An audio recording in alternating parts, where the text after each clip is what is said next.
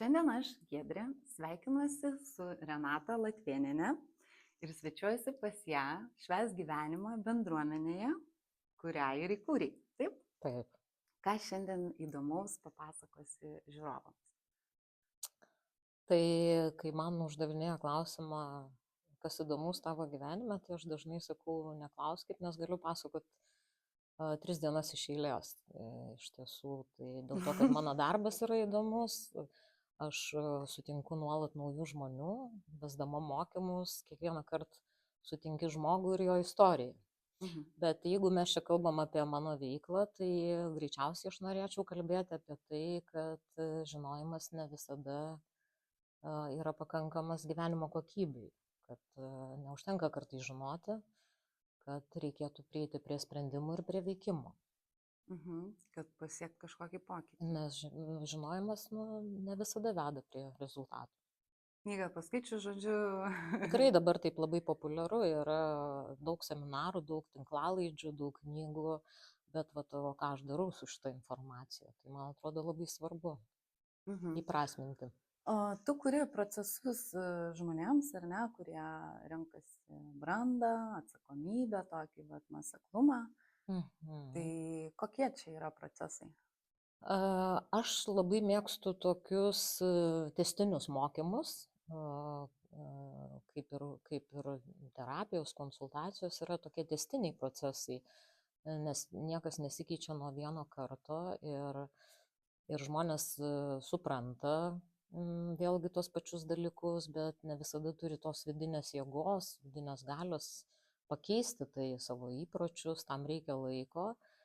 Tai dėl to apie nuoseklumą kalbu ir apie tą brandą ir atsakomybę, kad tada ar terapijose, ar tęstiniuose mokymuose yra tarsi toks įsipareigojimas. Tai pavyzdžiui, aš turiu mentorių mokymus, kur vyksta kiekvieną mėnesį mokymai, kartą per mėnesį. Ir žmonės nuo vieno mėnesio iki kito mėnesio turi tam tikrų namų darbų, savanoriškai aišku, ir kai mes susitinkam, mes visada apžvelgiam, kas buvo tą mėnesį, kaip sekėsi, kas pavyko, kas ne, kur dar reikėtų keisti. Tai man labai patinka tas toks nuolatinis procesas, atsiranda kryptis ir tada žmonės keliauja. Kaip ir sakiau, kaip ir terapijose lygiai taip pat, kad toks yra įsipareigojimas ateiti į terapiją, nes ne visada terapijos yra malonios, aišku, žmonių gyvenimai keičiasi, bet ne visada smagu susitikti su savo šešėliu. Ir turbūt tas gaunasi dalykas kaip tokia kaip ir atskaitomybė, kai tu kiekvieną mėnesį žinai, kad tu jau artėja susitikimas ir lyg ir turi kažką padaryti, tai tas tave gal ir skatina, nes, ateisi ir sakysi, ai, nieko, ir kitą kartą vėl, ai, nepavyko. Čia būna labai įdomiai su terapijom. Žmogus jau ten pakalbam kažkokius dalykus ir sako, šiandien tai tikrai paskambinsiu žmogui, galbūt kuriam nenorėjau čia skambinti, dabar tai tikrai paskambinsiu ir ateina po savaitės. Ir aišku, išeina, tada būna atidėliojimas, mes atidėliojam, kas mums nemalonu. Ir išeina, ir ten užmiršta, ir rytoj, bet labai įdomiai, kad dažnai sulaukia, sako, žinojau, kad šiandien eisiu į terapiją, tai dėl to padariau ten vakar arba šiandien. Toks kaip, nei ten duoda diržą terapeutai savo klientams, bet iš tikrųjų tas toks kaip atskaitomybės taškas yra tos terapijos, kad vėl aš kalbu apie įsipareigojimus. Bet kaip yra įdomu, iš tikrųjų mes, jeigu tarsi darom dėl savęs, neįsipareigodami prieš kitus, tai kažkaip ne taip mums gal svarbu ar sureikšminam, bet jau kai atsiranda kitas žmogus, prieš kurį tu turi kažkokį rezultatą, tą patį namų darbą padaryti ar kažką, ir žiūrėk, jau tada save taip įpareigoji. Aš tai manau, kad aš mėgstu tą pasakymą, kad įpročiai stipresni už mus. Tai man atrodo, tokie susitikimai, kas savaitiniai arba ten kas mėnesiniai, jie tiesiog primena, kur aš esu ir kur aš noriu nueiti. Ir ugdo tą. Kiekvieną kartą tu gyveni tokiam budrume, prisimeni, nes labai lengva nuplaukti kažkur tolyn. Tai aš manau, kad dėl to labai padeda tie susitikimai. Tai vis tik, vat, kodėl yra taip svarbu, kaip ir paminėjai, kad ne tik suvokti ar ne, sužinoti kažkokias žinias, bet ir priimti sprendimą ir tada veikti, kažką jau vat, padaryti. Tai aš sakyčiau, kad yra tokios kelios dalis. Yra supratimas, kai aš suprantu, kas vyksta, toliau yra tas suvokimas arba įsisąmoninimas, kokios tai galėtų būti pasiekmes. Ir vat, būtent tas įsisąmoninimas yra apie tai, kad aš sau leidžiu viduje priimti kitą požiūrį, galbūt pakeisti nuostatą arba įsitikinimą. Ir va tada iš tos vietos aš galiu priimti sprendimą veikti. Tai suprasti, vat mes perskaitėm knygoje, suprantu, kad mano projektas vėluoja. Bet ką aš su tuo darau, tai čia kitas klausimas. Ar galvoju, ai, čia tai praeis, kaip daug gyvenime dalykų praeina, ar tiesiog vat, įsisąmoninu, kad tai apie mane ir ką aš galiu su tuo padaryti. Ir tada priimu sprendimą ten laiku baigti ar panašiai. O vat kurioj vietoj, man įdomu, vat dažniausiai šiaip žmonės, tarkim, pastringa arba vat kažkur vat stabdo juos, nes mes ką tik pakalbėjom apie tą, kad nesima tarsi veiksmo, žino, tarkim, problemą, bet, nu, kaip ir nieko nedaro, ne, jeigu vat niekur nesilanko, neturi tos atskaitomybės. Bet iš tikrųjų, vat kas juos stabdo, kodėl jie taip elgiasi? Sunku pasakyti, kas stabdo, nu, šiaip tai man atrodo, kad labai patogu gyventi. Mes įsivaizduojam, kad mes čia gyvenam tame saugume, žiūrėkit, kartais žmonės ir nerime įpranta tiek būti, kad tikrai aš būna per terapiją, sakau, ar dabar, nu, vat ką jauti, ir žmogus sako, ramybę jaučiu.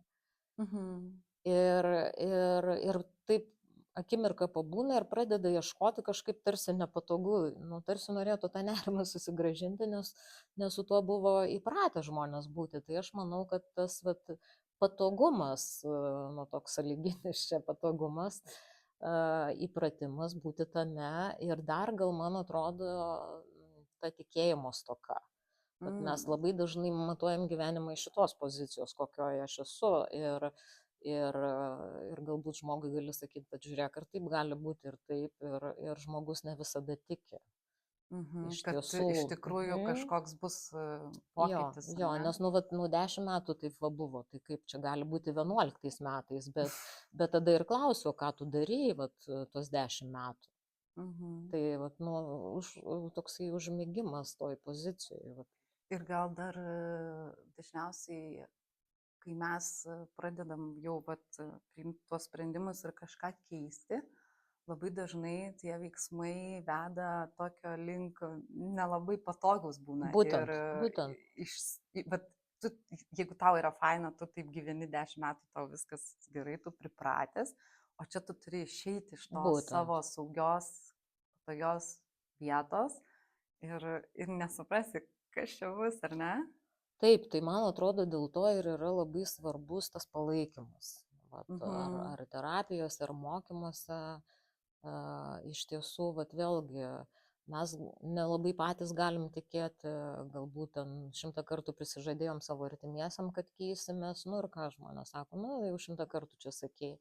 O būtent tokiuose susitikimuose ir yra tas palaikymas, kur tarsi įgalini žmogų keistis. Ir man atrodo, dar terapijose užfiksuojam tos žingsnelius, jau galim pasidžiaugti, bet tas man pavyko, tą dar reikėtų keisti.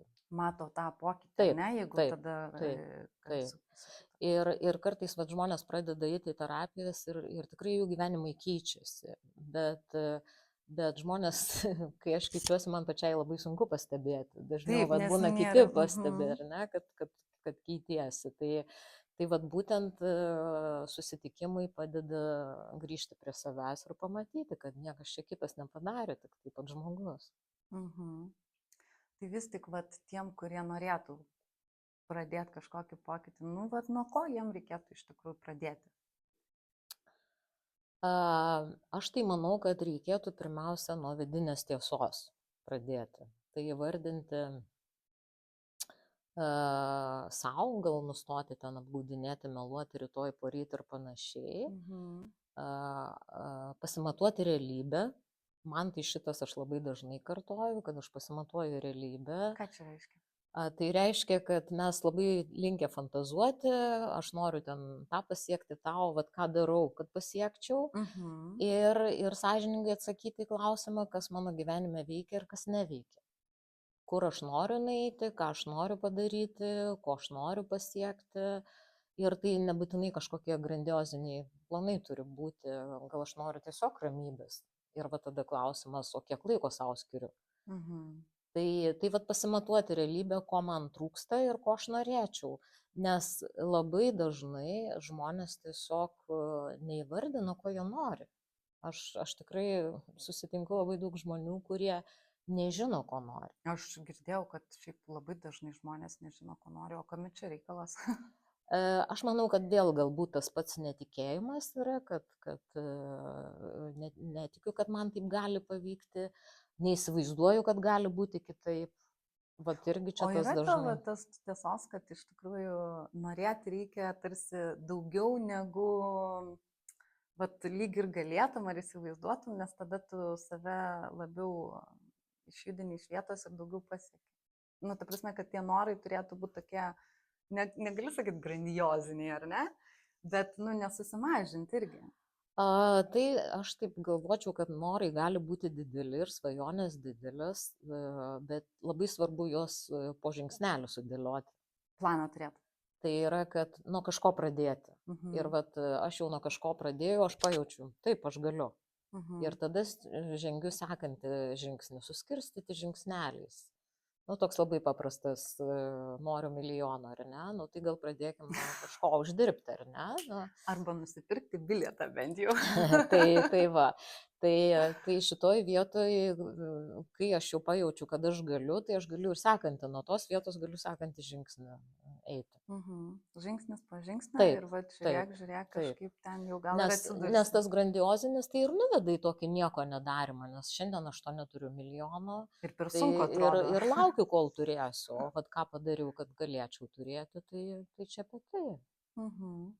Tai vis tik gerai, mentorystė ir mokymai ar terapija, vat, kuo jie skiriasi, tarkim, ir ką pasirinkti reikėtų? Aha, tai toks labai, labai įdomus klausimas ir iš tiesų nėra to vieno atsakymo, bet aš pati lankiau terapijas ir tuo pačiu mokiausi psichoterapijos. Tai žodžiu, galima... Taip, tai man tas procesas labai toksai vykė, sakyčiau, ir labai pasiteisino, galbūt dėl to aš ir orientuojuosi į tokius tęstinius dalykus, bet tikrai pas mane yra klientų, kurie yra terapijose ir daug metų, bet nei karto nebuvo seminare ir aišku, lygiai taip pat yra seminaruose žmonių, kurie neina į terapijas ir yra, kur derina ir vieną ir kitą. Tai terapija yra labiau vis tiek yra apie mane ir jinai atsako į daug klausimų, kodėl pas mane yra šitie gynybiniai mechanizmai, kas ten vyksta ir nuostatos, įsitikinimai ir panašiai. Tai yra ta mano istorija ir patirtis. Ir man atrodo, kad terapija yra labai svarbi, nes apskritai kas yra terapija? Tai yra pokalbiai, gydantis pokalbiai. O jie yra vienas su vienu? Taip. Taip, nors būna ir grupinės terapijos, bet čia yra, man tai patinka tiesiog pamatyti, kaip žmonės išlaisvėja, sėdi fotelį ir jie išlaisvėja pokalbio metu, nes ką jie gauna dėmesį, jie gauna palaikymą, terapeutas įsiklauso, įsitraukia ir tai žmogui yra labai svarbu, nes tikrai mūsų gyvenime labai daug yra skubos ir tas paklausiu, kaip gyveni ir žmonės nubėga. Ir nespėju jiems papasakoti, kaip gyveni. Tai terapija yra apie tai, kad tu gauni palaikymą, išklausimą ir tada labai žmonės pradeda atsiverti ir pradeda savimi tikėti. Tai čia yra apie tai.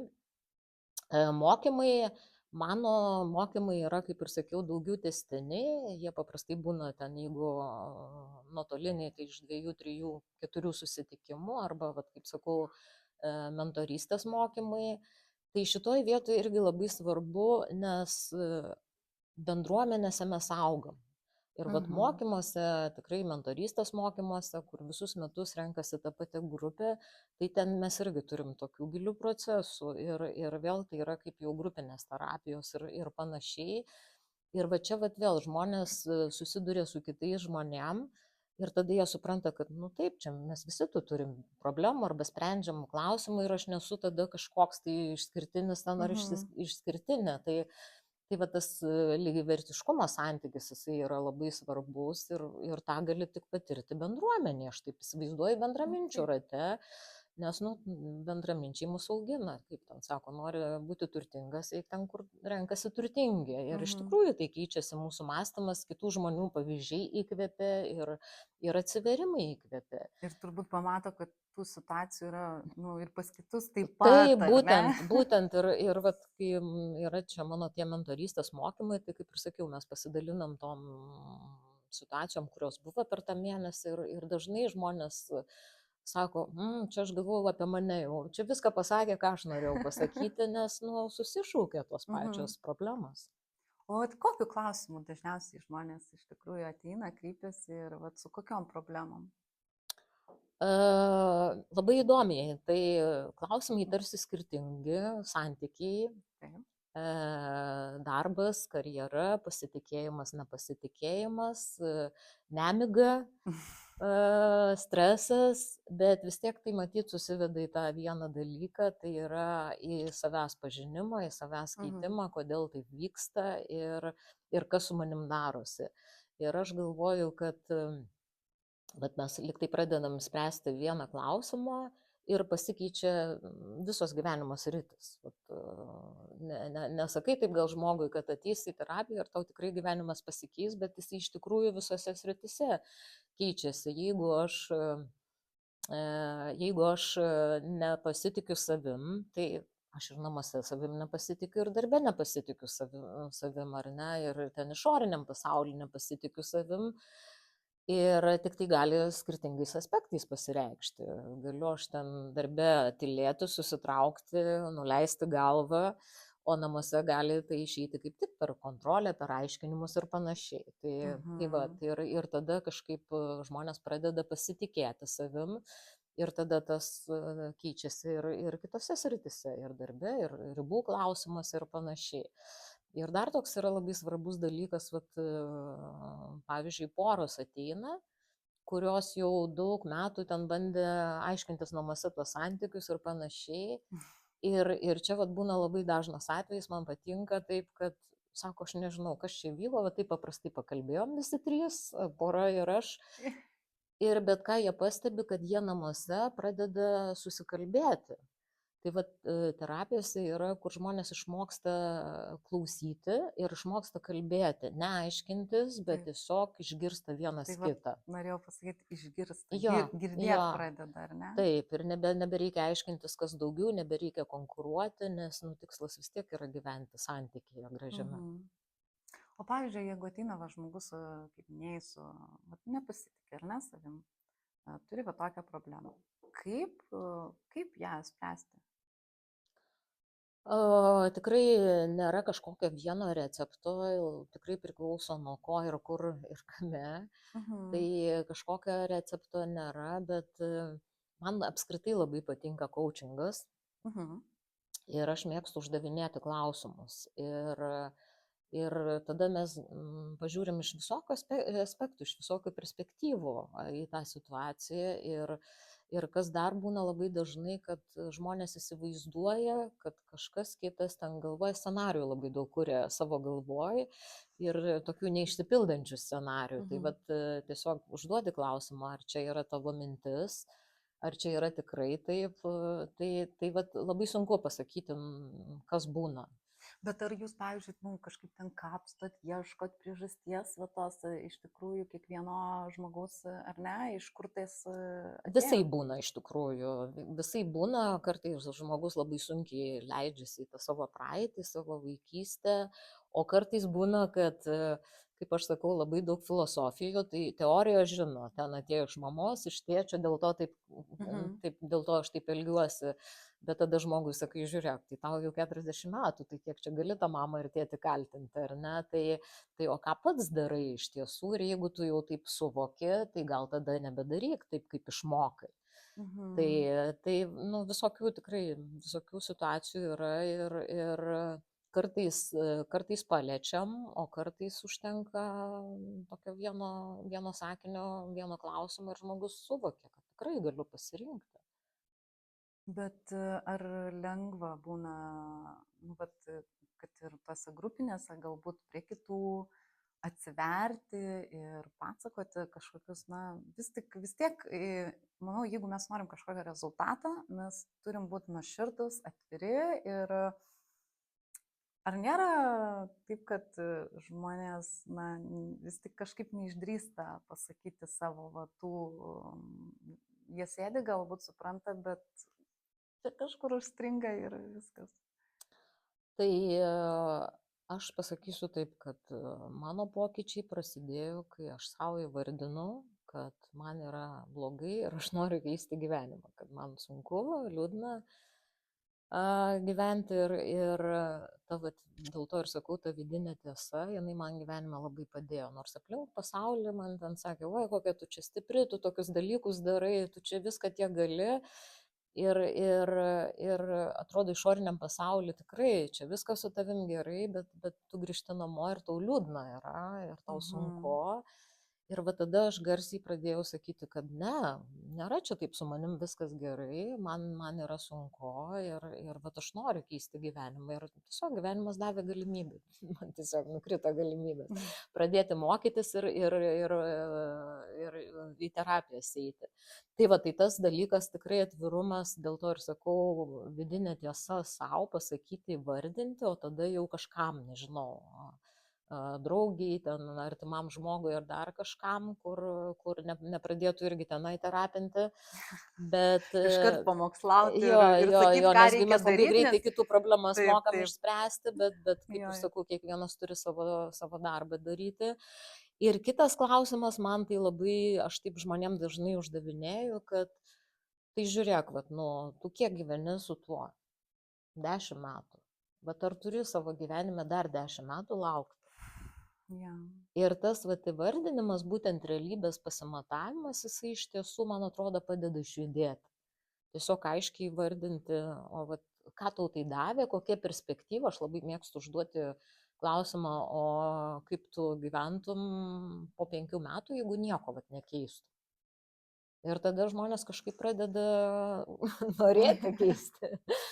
Ir dar, žinai, turbūt dar ateina, aš taip galvoju, čia tik mano pamastymas, kad žmonės tuo met, kai jau jiem būna, tas toks dugnas truputėlį, kur jau, viskas, arba aš kažką darau, arba tiesiog.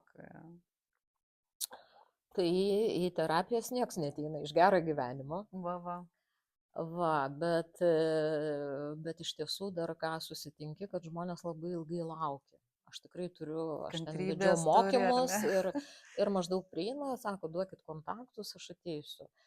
Ir ateina žmonės po pusmečio, po metų, tas irgi, ir čia irgi dar toksai dalykas, kad žmonės labai dažnai atėję, sako, po 3-4 ten susitikimų, jie sako, kur aš anksčiau buvau. Ir aš sakau, kur anksčiau buvai. Tai žmonės dažnai sako, galvoju, pats susitvarkysiu, galvoju, išsispręsiu. Tai aš esu tas žmogus, kur aš labai mėgstu klausinėti. Tarkim, aš ten kažkur, jeigu versle stringu, aš iš karto imu konsultaciją ir verslo konsultantą ir sakau, žiūrėk, padėk man išspręsti. Jeigu aš ten kažkur asmeniniam stringu dalyke, tai aš iš karto irgi einu ir sprendžiu.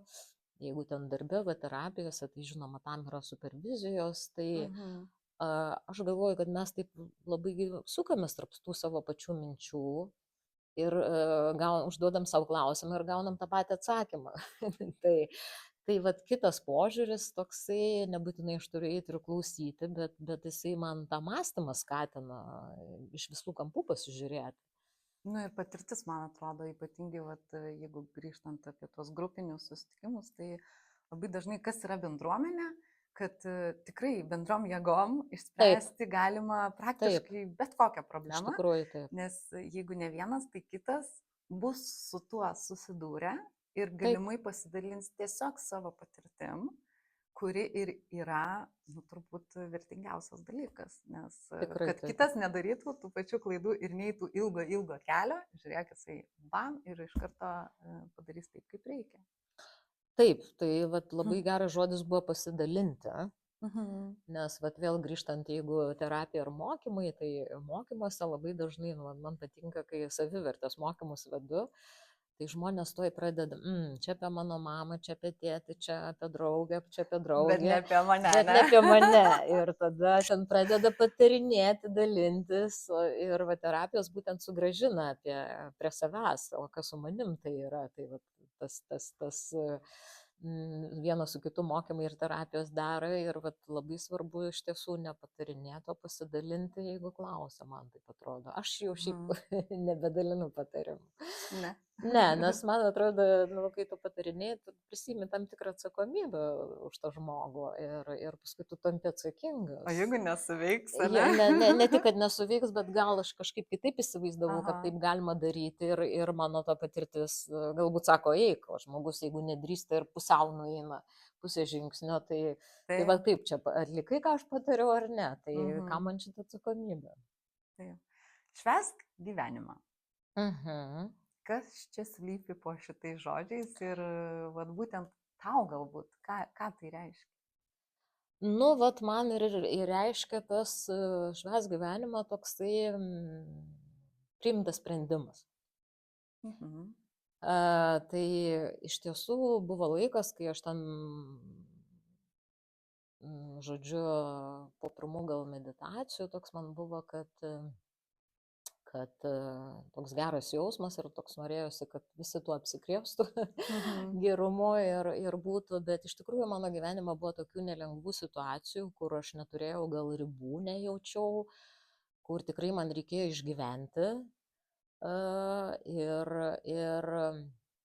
ir toks tarsi nebuvau savim, bet išoriai, kaip ir sakiau, daug dariau dalykų, tokia tarsi stipri, daug projektų ir viskas įveikiama, bet viduje tas buvo liūdna. Ir šitoj vietoje aš vieną kartą tiesiog, kaip šiandien aš atsimenu, buvo gruodžio 30 diena, prieš labai daug metų, ir aš nusprendžiau, kad viskas, aš iš to noriu išlipti, aš noriu išeiti. Ir aš priėmiau sprendimą viskas, pasitraukti nuo viso to, kas man kliudo gyventi arba kas nepadeda, gal taip būtų teisingiau pasakyti. Ir vat būtent šitas priimtas sprendimas toks buvo, wow. Tiesiog aš jaučiau, kaip aš viduje atlaisvėjau, būtent nuo to sprendimo pasitraukti. Ir man viduje taip laisva tiek erdvės, kad aš tiesiog, atrodo, vat tada žengiau žingsnį ir toks gyvenimas pasidarė kaip šventė, kad tu nepriklausoma nuo savo kažkokių įsitikinimų, kurie seni ne visai teisingi, scenarijų visokių galvoj. Ir va tada aš pradėjau veikti ir būtent tada va atsirado mano to savarankiška veikla. Aš jau tikrai buvau baigusi mokslus, jau praktikavau terapijas, bet nebuvo taip drąsu. Ir va tada aš prisimenu, kad buvo pirmieji mano seminarai. Būtent va tas sprendimo priėmimas, tai man padarė didžiulį pokytį. Apsispręsti kažką. Jo, ir tas tiesiog man sukurta laisvė, tokia tikrai šventė buvo. Nes man tai aš, jeigu taip pagalvoju, švęsk gyvenimą, tai toks atrodo, kur toks labiau kaip sako, čia ir dabar esi ir būni ir džiaugiesi ten momentu, pamatai gėlę, ir panašus dalykai, ar ne? Mano atveju tai buvo taip, kad aš dabar tai suprantu, kad tikrai tai nebuvo taip kažkaip sąmoningai sugalvota, bet vat, kai gyveni savo rėmuose, tam tikruose, kaip teisingai elgtis, kaip teisingai daryti, kaip teisingai gyventi, teisingai, nors nežinai, kas yra teisingai. Tai va, aš ir norėjau paklausti, kaip reikia teisingai gyventi. Bet mes turim savo tokių taisyklių rinkinius, ar ne, tokius remelius, kur bijom išjudėti, bijom neteisingai pasakyti ir panašiai. Ir tada aš supratau, kad nu, toks egzistavimas buvo, kur tu tiesiog egzistuoji, tu nueini į darbą, uždirbi pinigus. Tikrai mano gyvenime ta buvo vieta, kur reikia išgyventi. Tiesiog reikia išgyventi.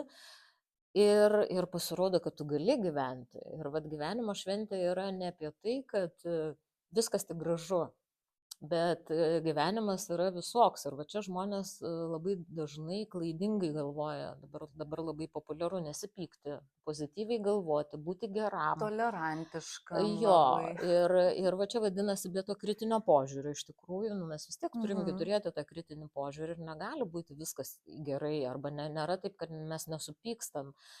Tai gyvenimas yra visoks, jame yra ir pykčio, ir liūdesio, ir džiaugsmo, ir kaip ir oras, ar ne, yra saulės, yra lietaus, yra vėjo, ir viskas yra labai gražu iš tiesų. Tai vat man atrodo, kad gyvenimas ir yra, kaip mes gebam būti tame. Ir jeigu mes pykstam, tai kokia ta mūsų amplitudė ir kaip tas pyktis pasireiškia, ar mes tiesiog galim tai suvaldyti, keisti ir nueiti prie to norimo rezultato. Tai vat nėra tik tai, kai mes sėdam ir medituojam. Apskritai manęs dažnai klausia, kas yra meditacija. Tai mano mėgstamiausias atsakymas ir yra meditacija, yra gyvenimas. Nes aš galiu sėdėti fotelį ir atleisti ten savo mamai, savo ten draugams, tėčiui ir savo visiems artimiesiams ir vat, aš atleidžiu. Bet o ką aš darau gyvenime? Bet kokį aš santykių kuriu su tai žmonėm, su kuriais meditacijoje atleidžiu? Ar aš gebu gyvenime atleisti? Fotelį meditaciją atleidžio, kai susitinku, žiūrėk, be skandalų ir pykčių vėl niekaip neišeina. Tai va, tai pati geriausia meditacija yra gyvenimas. Tai tos reakcijos, ne, kaip mes viską priimam, kaip reaguojam. Taip. Ir turbūt kiek atviri esam, ar ne? Būtent. Ir vat, man ir atrodo, kad labai svarbu vat, tas sąmoningumas, tai mano toks tikslas iš tikrųjų, ką aš bedaryčiau, ar mokymai, ar terapijos, ar kelionės, ar praktikos, kad nuo tų reakcijų nueitumėm prie sąmoningumo, prie tų veiksmo, rezultatų ir panašiai. Kelionės ir praktikos. Kas čia tokio, ką jūs ten veikėt ir pavyzdžiui, ar gali, išvažiavau į kelionę ir man vienos kelionės užtekt, kad kažkaip save truputį priimti sprendimus galų gale, kad ir.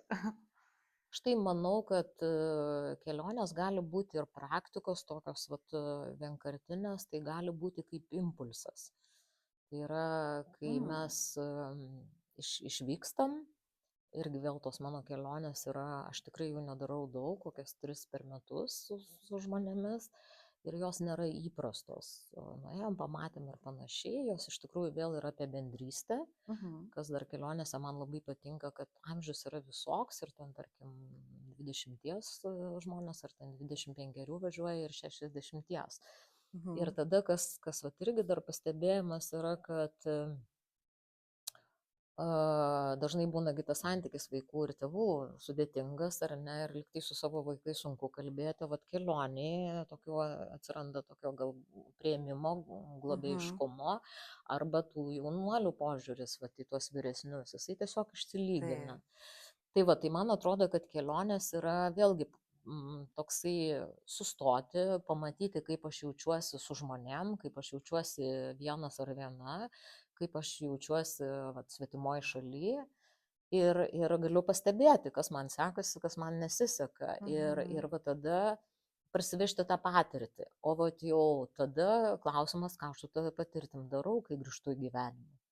Ar vėl užmiegu čia ant laurų, ar tada keičiu. Arba grįžtų į tą savo rutiną, ritmą. Į tą patį. Dažniausiai tai būna ir tikrai darai tam tokią kelionę ir grįžtam, paskutinė kelionė buvo į Balį, kur ten žmonės išmoko ir trumpam sustoti, ir ramiai pabūti. Ir vat praėjo gal 2 mėnesiai ir žmonės sako, nu jau baigė Balis išgaruoti. Tai vat, reikia vėl. Grįžus, jo, taip. Tai grįžus labai svarbu išmokti tas kelias minutės sustoti iš tiesų. Tai vat, ar praktikuojam šitą patirtį grįžę, tai va čia jau kitas klausimas. O kelionės, kur jūs, vat, Balis išgirdau, ar ne, šiaip kur keliaujat ir ar E, viską vat, pati organizuoji ir apsiemi, ar kažkas tau Taip, padeda? aš organizuoju viską pati ir man taip dažniausiai būna, kad aš nuskrendu, nuvykstu į kažkokią šalį ir man tada yra tikrai žmonių, kurie nedrįsta vieni keliauti, Taip. nemoka ir panašiai. Ir tada sako, nu, aš nežinau, net neatsimenu nuo ko, gal prasidėjo nuo to, kad aš kažkur ten nuskridau, net nebepamenu.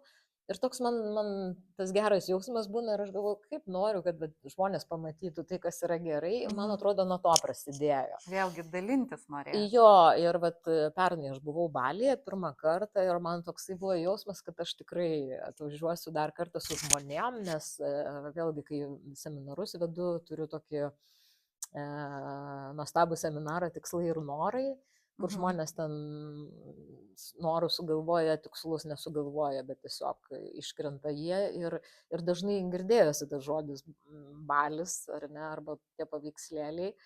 Tai man tada toks būna, tikrai, va čia su žmonėm sugrįšiu, gal tas ir nuojauta ta vidinė ir norisi žmonėm parodyti, tai iš to gimsta. Tai Balis, tai Vietnamas, Marokas, Indija 2 kartus, dabar vėl Balio kelionė bus rudenį, Gruzija 2 kartus. Egzotinės tokios visai. Ne tik, ne. Ir vat, buvom Budapešte čia praeitą mėnesį, Čekijoje, Slovakijoje. Ir arčiau, ar ne? Taip. Tiesiog aš nežinau, mano gyvenime kelionės atsiranda, aš taip nėra, kad, nu, va čia nebuvau, aš tikrai daug keliauju asmeniškai pati, daug keliauju, bet man nebūna, kad, nu, va čia nebuvau, dabar būsiu.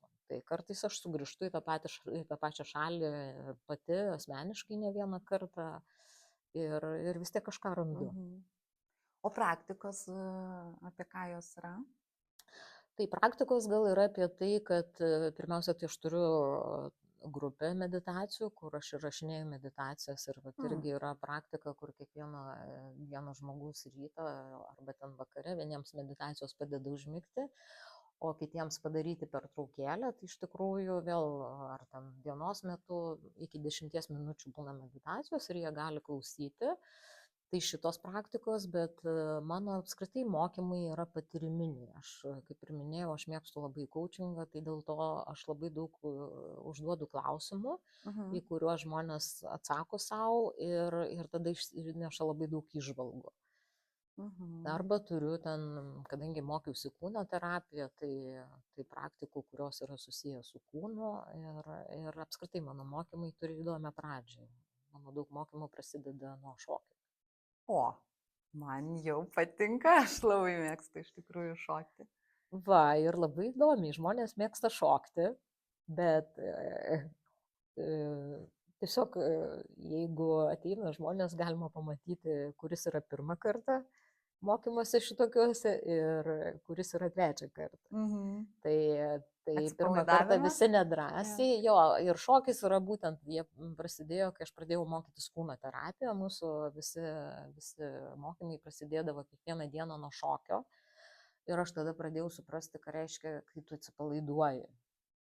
Ir vat, būtent pradėjau tą įgyvendinti ir savo mokymuose ir jeigu jau pirmą kartą žmogus praėjo tą sunkų kelią, tai tada antrą kartą lengviau. Tai atrodo, kad žmonės mėgsta šokti, bet vėl prie kitų kažkaip užsideda kažkoks barjeras. Tiek kalbėjom ir tik dabar išsiaiškinom iš tikrųjų patį turbūt svarbiausią tą rakčiuką, kuris čia atrakina visas duris ir atpalaiduoja, ar ne, žmonės? Jo. Ir jiem tada ir atsiverti, ir šiaip, taip. Man atrodo, šokis iš viso yra nuostabus dalykas. Taip, ir labai įdomiai, kad, tarkim, ten mūsų mentorių mokymai, tai būtent nuo to prasideda, paskui mes sėdam į ratą ir kalbamės. Ir kas man labai patinka, pradedam mentorių mokymus spalio mėnesį ir Ir žmonės dar šokdami žiūri vienas į kitą, kaip ten šoka ir jau pabaigoje per paskutinius užsiėmimus ten po 3-4 mėnesių nieks ten nebežiūri, kas kur kitaip šoka, bet čia būna tikrasis atsipalaidavimas. Pagaliau jau leidžia savo. Ta prasme, ne į kitus žiūrėt, betgi aš atėjau atsipalaiduoti. Tai vat irgi tie pokyčiai labai stiprus. Arba grįžtant prie tų mokymų, irgi žmonės pirmą kartą 2-3 sakinius pasako, paskui kažkaip atrodo specialiai nesimokė viešo kalbėjimo. Bet nebeužtildysi ten. Tai vat irgi, man atrodo, apie tą patį atvirumą. Įdomu, tikrai labai. O žinau, dar tu dirbi ir su verslais, iš tikrųjų. Tai kokiais klausimais jie gal kreipiasi, ar kaip jūs dirbat? Tai aš dirbu iš tikrųjų ir įmonėje, kaip verslo konsultantė ir kaip lektorė. Tai vedu mokymus įmonėse ir konsultuoju. Ir komandas, ir dirbo atrankose labai dažnai, bet jeigu veikloj savo, tai daug žmonių ateina paprastai konsultaciją ir svajoja apie kokį nors verslo veiklą ir panašiai. Tai jeigu žiūrėti jau į tą savo individualią veiklą, kurią aš darau, tai ir yra ta, kad mes galim pradėti nuo strategijų, nes aš pati turiu keletą verslų ir daug metų esu vadovė įmonių. Tai išmanau tuos strateginius dalykus, išmanau tuos optimizavimus, moku sudėlioti skaičius. Tai jeigu žiūrėti žmonės, kurie nori pradėti verslus, tai nežinau, ar būtų teisinga pasakyti, kad aš įgalinu. Ir tikrai mano praktikoje nemažai žmonių, kurie, kada tu čia tą verslą sukursi, po 3, po 5 metų, bet vyksta per metus, per pusę metų. Tai tas įgalinimas yra apie tai, kad pirmiausia, tai yra ir vidiniai procesai, kiek aš leidžiu, kiek aš tikiu, vėlgi kiek bijau, kiek atidėlioju, bet ir skaičius nesudėlioju. Ir turbūt vėl tie kažkokie namų darbai ir vėl atskaitomybė, kai tu... Čia jau tai tikrai be to... Dėl to ir vyksta, ne per 3-5 metus, o žiūrėk per metus, nes vyksta veiksmas ir procesas. Ir aš galvoju, kad vidiniai dalykai ir verslo rezultatai tai vienas su kitu susiję. Iš tikrųjų. Taip, jeigu aš jaučiuosi stabiliai, tai tada ir mano rezultatai yra stabilus ir versle, ir gyvenime, iš tikrųjų. Ir vėlgi tas pats, grįžtam prie pradžios, pasitikėjimas savimi, ta savivertė, ar ne, kažkokios vėlgi ribos, neleist kitiem lipt ant galvų. Čia irgi vėl galima labai dažnai žmonės sako, aš nemoku pasakyti ne. Girdėjot šitą, ne? Būtent. Aš visada sakau, pasakyk ne. Visi mes mokam. Klausimas, ar galim. Tai čia ir yra ta vieta, kur yra vietų, kur reikia save įgalinti, pasakyti ne. Ir matot, kaip yra apgaulinga, nemoku pasakyti ne, moki. Bet kada tu gali ir ko reikia, kad tu galėtum. Tai čia yra tie dalykai, tie patys svarbiausi. Taip. Ir žinau, kad dabar pas tave yra atsinaujinęs, ar ne, ir internetinis puslapis, kažkokie šiaip pokyčiai pačios veikloj, gal ar ne? Tai atnaujinam dabar tą puslapį. Čia toks irgi labai buvo įdomus dalykas, kad norėjau prieš pusmetį atnaujinti tą puslapį ir tikrai padaviau užklausą ir labai įdomiai, kad pasikeitė daug dalykų. Kažkaip pastebėjau per tą pusmetį, bet nuo to sausio mėnesio, gal nuo sausio ar vasario, kažkaip aš pradėjau pamatyti, kad mane žmonės pradėjo ieškoti kaip Renatos Latvėnienės, ne kaip Švęsk gyvenimą. Ir gal tai susijęs su tuo, kad aš organizacijose, kai vedu, vis tiek prisistatai vardu ir pavardę. Ir čia tokia buvo tarsi, negaliu sakyti užklasinė veikla, bet aš sakau, čia mano veikla kaip tarsi papildoma, bet jos dabar vienodai stovi. Ir jie pradėjo ieškoti manęs kaip Renatos Latvėnienės ir niekur neranda. Tai tas pokytis ir yra, kad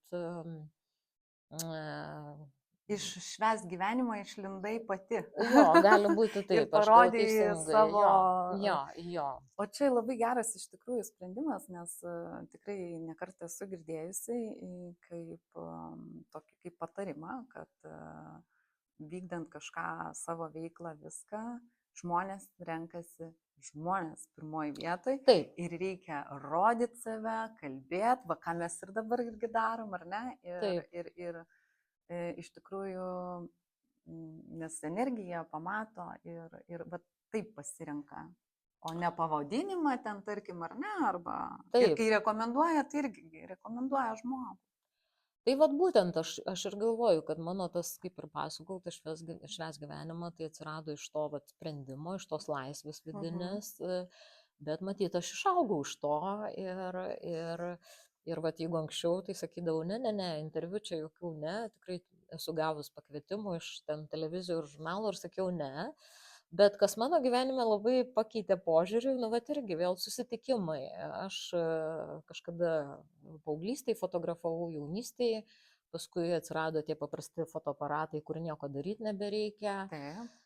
Ir dabar telefonai tokie. Taip, ir dabar aš prieš kokius 4 gal metus sugrįžau į fotografiją, kur taip, aš nusipirkau ten įrangą visą ir tai dar nereiškia, reikia su ją kažką daryti. Ir jeigu mano atveju tai ten nesigauna nieko, nes tikrai anksčiau buvo paprasčiau, kur ne skaičiukais nustatyti, o ryškumu. Ir aš dabar buvau ten daug pasimetus ir vat atrodo, ai ne, galėtum sakyti, čia ne mano, ne, aš jau čia viskas, bet ne, priešingai, aš galvoju, nu ne, aš noriu išmokti.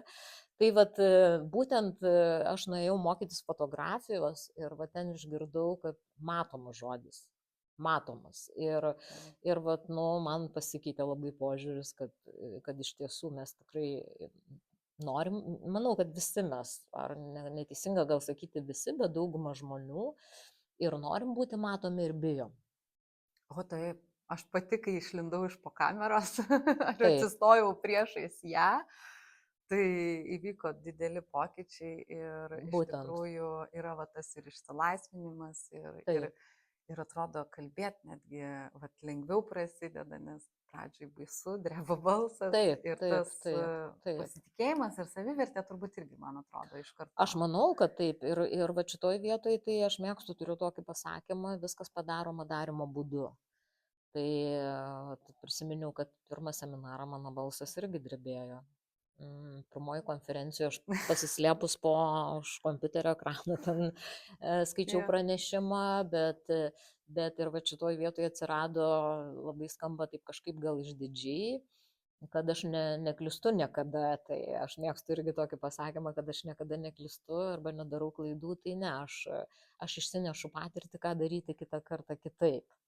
Ne, vietoj to, kad ten graužtis ir kaltinti save ir sakyti, galėjau kitaip padaryti ir panašiai, tai ne, aš išsinešu tą patirtį ir vat, būtent nuo vieno prie kito žingsnis po žingsnio, tai lygiai taip pat su tuo vat, ir matomumu lygiai taip pat. Išgirdau, suskambėjo. Ir žingsnis po žingsnio reikia kažką daryti. Ir va čia tas niekada nesakyk niekada. Labai įdomi iš tikrųjų istorija ir pabaigai turbūt vat, gal kažką norėtum tiesiog palinkėti mūsų žiūrovams. Tai ką aš iš tikrųjų norėčiau palinkėti pasirinkti, vis tiek pasimatuoti realybę, ko aš noriu šiandien.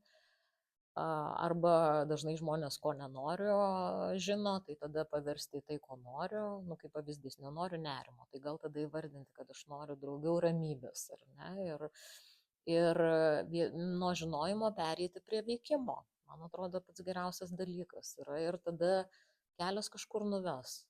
Tikrai kelias nuveda, jeigu mes sėdėsim, tai jis niekur nenuveda, bet jeigu mes eisim žingsnis po žingsnio, tai tikrai mes kažkur nukeliausim. Taip. O jei tie žingsniai sunkiai dėliojasi, tai vat pas Renatą. Taip. Aš manau, kad šitoje vietoje man labai patinka, kad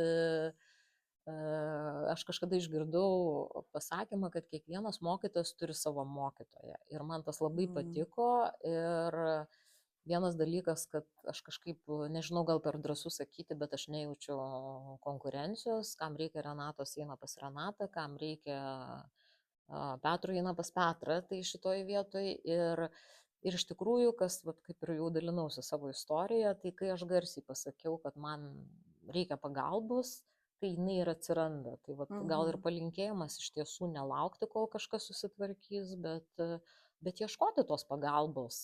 Ji gali būti tik tai pokalbis, o ji gali būti gal ir tam tikri nuoseklūs žingsniai. Arba kelionė. Arba kelionė.